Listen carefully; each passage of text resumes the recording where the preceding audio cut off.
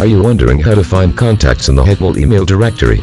A directory is much like a phone book that you would have in your home. It has a list of the user's URL names and the emails that go along with them, put together in one convenient place, making it much easier to conduct a search in order to find someone. If you're trying to speak to someone through free web email, but you haven't any idea what their email address could be, you most likely ask yourself if there's one place where you can find an email address directory. That could be best, and might make searching less complicated, but that is something that does not exist as opposed to what you assume.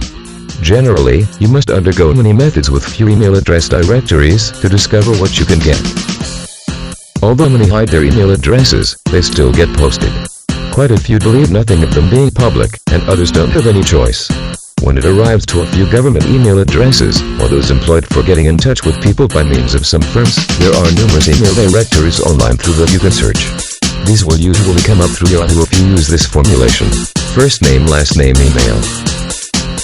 You may also see what you are able to find through websites like Yahoo People Search. They have a feature which allows you to go through and look up for someone through their email logs. What you need to keep in mind is that they might only put up Yahoo addresses at times, and not all people are listed. Some leave private information on their accounts vague for the very purpose. There is also a Hotmail email address directory for individuals with Hotmail email accounts. As soon as you log on to this site, you will have the ability to find friends through their first name, middle name, and last name. Unlike other free email providers, however, the method that Hotmail email decides to list these details is in a kind of a social networking site, much like MySpace, Friendster, or Facebook. You are going to find some bigger email directories that offer you a variety of possibilities from which you can decide on. This means that when you go to their website, you are likely to view links to most of the major email directory searches you could find on the internet. You'll be able to go to each of them by means of that certain website. Doing searching for address is much simpler and less time-consuming. When nothing comes up, you might worry that you are never going to find that address, but you have one more alternative as well.